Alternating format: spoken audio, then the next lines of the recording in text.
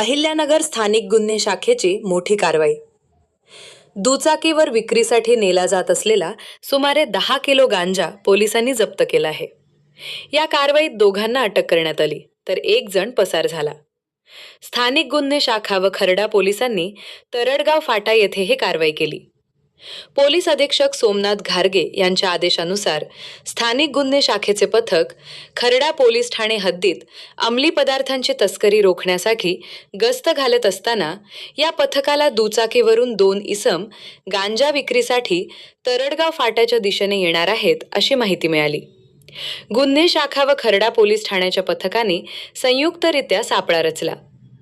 तरडगाव फाट्यावर संशयित दुचाकी आढळताच पोलिसांनी तिला थांबवून झडती घेतली।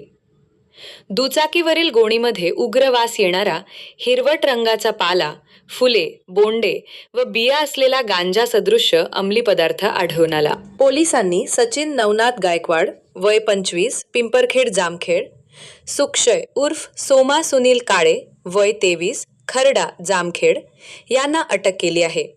त्यांनी हा गांजा शुभम घुंगरे, राहण माही जळगाव कर्जत याच्याकडून विक्रीसाठी आणल्याची कबुली दिली।